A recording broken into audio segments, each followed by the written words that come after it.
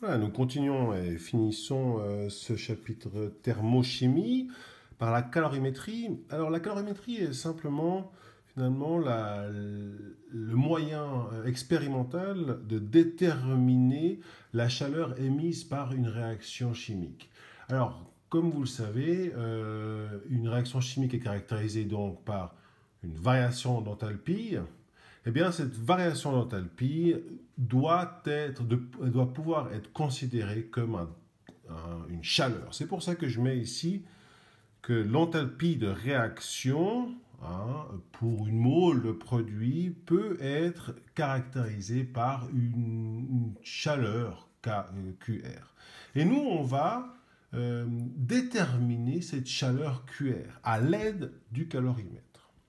Alors, qu'est-ce que c'est qu'un calorimètre? Il faut imaginer ça, voilà, de manière très schématisée, par ce dessin-là, où à l'intérieur, vous avez une cavité dans laquelle se déroule la réaction chimique.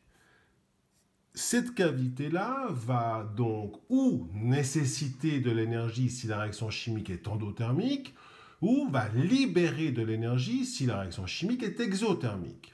Alors, si elle libère de l'énergie, cette énergie, elle va où? Dans l'enveloppe secondaire. Pareil, si la réaction chimique nécessite de l'énergie, d'où provient cette énergie? Eh bien, de l'enveloppe secondaire. Alors, l'enveloppe secondaire est quoi? Et en général, en tout cas dans ce chapitre traité en tout cas par mes soins, c'est principalement de l'eau. Alors l'eau va ou augmenter en température si elle reçoit de l'énergie, ou l'eau va diminuer en température si elle doit donner de l'énergie. Et on va appeler ce Q, un autre Q, ce Q majuscule, comme étant l'énergie ou délivrée ou acceptée par l'eau. Par contre, l'expression de ces deux énergies, les expressions sont très différentes. L'expression liée à l'enveloppe externe contenant l'eau, ce réservoir d'énergie ou cette capacité, ou cette enveloppe qui peut accepter de l'énergie, eh bien, la variation d'énergie de cette enveloppe est calculée par la masse de l'eau fois la chaleur spécifique de l'eau fois la variation de température. Et ce calcul-là nous donnera accès à la quantité d'énergie libérée ou absorbée par l'eau.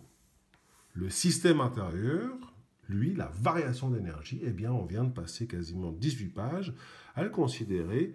C'est l'enthalpie de réaction, attention, fois le nombre de moles, car l'expression delta RH est pour des kilojoules par mole en général.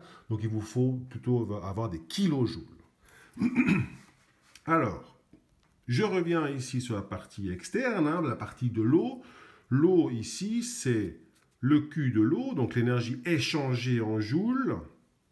La masse en kilogrammes ou en grammes, naturellement, pourquoi? Ça dépend de la chaleur massique ou la chaleur spécifique. La chaleur spécifique, alors par exemple ici, la chaleur spécifique de l'eau liquide est de 4185 joules par kilogramme Kelvin. Je porte ici votre attention sur le fait que ici c'est en joules et nous traitons souvent les enthalpies de réaction en kilojoules.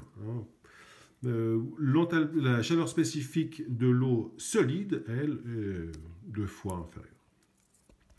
Bien.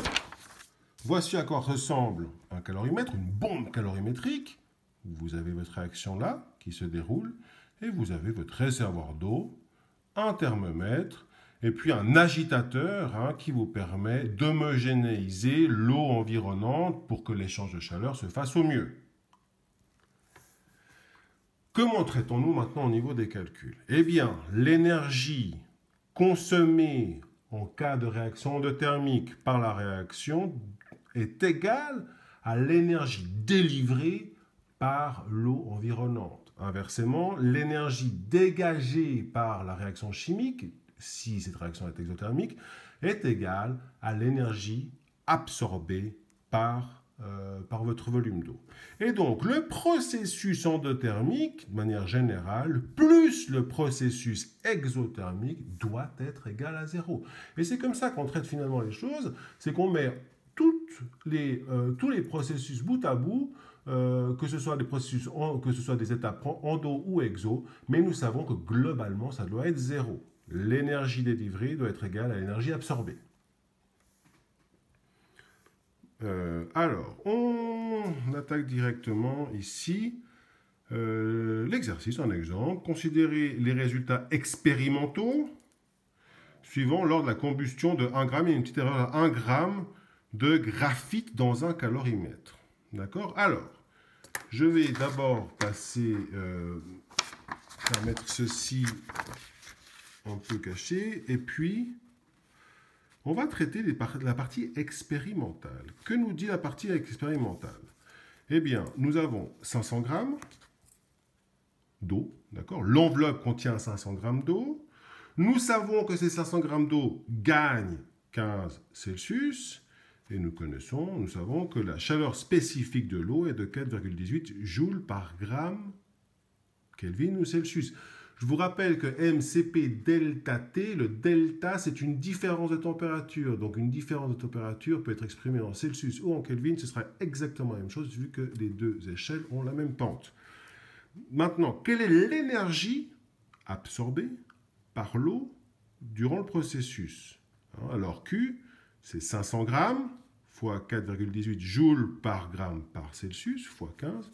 Voici.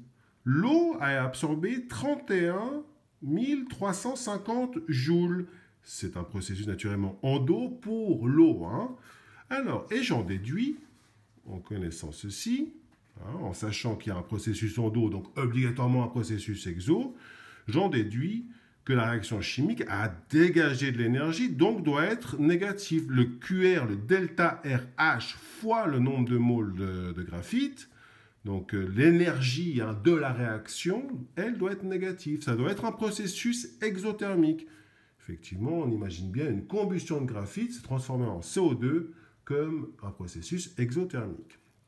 Nous voyons ici que le pronostic est de 35 kilojoules d'enthalpie, mais pas par mole total. Et nous allons regarder, maintenant vérifier, parce que nous savons ce que c'est que la combustion du graphite, nous avons accès aux enthalpies de formation grâce aux tables, etc. Donc, regardons ce qui se passe ici. Nous vérifions. Voici l'équation de combustion du graphite. En attendant, on peut aussi repérer que c'est exactement l'enthalpie de formation du CO2. C'est la même réaction. Donc, nous connaissons que l'enthalpie de formation du CO2 est de moins 394 kJ par mole. Dans le cas de notre expérience, 394 kJ par mole est l'enthalpie de réaction par mole. Le nombre de moles de graphite, c'est 1 divisé par 12 grammes par mole. Et on obtient moins 32,8 kJ.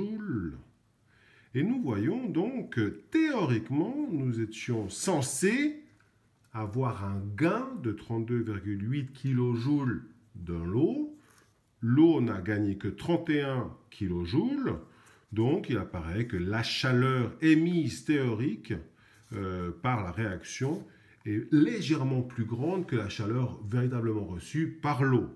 Ce qui n'est pas très surprenant, car nous n'avons pas ici considéré ce qu'on appelle la capacité calorifique du calorimètre, naturellement. Lorsque le calorimètre, l'eau contenant dans le calorimètre et le calorimètre gagne en température, eh bien le calorimètre lui-même a une capacité. Donc lui-même va absorber un petit peu de l'énergie pour remonter en température. Donc ça justifie certainement cette petite différence. Et nous finissons par un exercice tout à fait classique. Un calorimètre contient 230 grammes d'eau. Donc voici, j'ai fait cette enveloppe un peu succincte. Comme ça, l'extérieur, la couche autour de la réaction contient 230 grammes d'eau. Et elle est à 25 degrés avant la réaction. nous mettons 0,02 mol, 20 millimoles de phosphore blanc, et il brûle avec un excès d'oxygène. Nous faisons la combustion du phosphore. Nous savons que l'enthalpie de combustion, attention ici, il y a un petit problème, l'enthalpie de combustion du phosphore est de moins 1607 kJ par mol. Si toute la chaleur produite, d'accord, parce que nous savons ici que la chaleur va sortir de l'enceinte de la réaction chimique pour venir chauffer l'eau, donc, si toute la chaleur produite est absorbée par l'eau, quelle variation de température l'eau subira-t-elle? Quelle est la température finale de l'eau? Alors, je décide de traiter d'abord l'enveloppe. Je sais que j'ai 230 grammes d'eau. Je connais ma chaleur spécifique de l'eau. Mon delta T, par contre, c'est quoi? C'est T final moins T initial. Nous cherchons ceci. Je traite maintenant l'intérieur de ma réaction chimique. J'ai 0,02 mol. Alors, mon équation n'est pas utile ici, mais sachez que c'est la combustion, parce que le phosphore, lorsqu'il brûle, peut arriver à des produits partiels de combustion qui sont des +3, en +3. Et puis, il y a deux produits de combustion totale, le P2O5 ou le P4O10. C'est le P2O5 ici. Maintenant, l'enthalpie de réaction est de moins 1607 kJ par mol. Nous multiplions cette enthalpie de réaction par le nombre de moles et nous savons, par cette donnée, que la réaction chimique va libérer 32,14 kJ. Le QR, finalement, est de moins 32,14 kJ.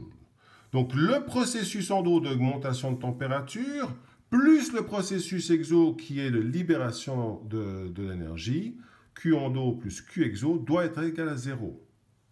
Donc, je réécris simplement les deux données là. La masse de l'eau, le CP de l'eau, T final moins T initial, plus delta RH fois NP est égal à 0. Je substitue mes choses, etc.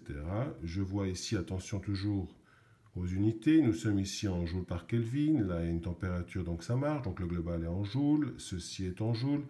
Ceci a été mis en joules. Et je trouve un T final de 28,34 degrés. C'est-à-dire que je passe de 25 degrés à 28 degrés 34. Un gain de 3,34 degrés. Voici pour la résolution de cet exercice.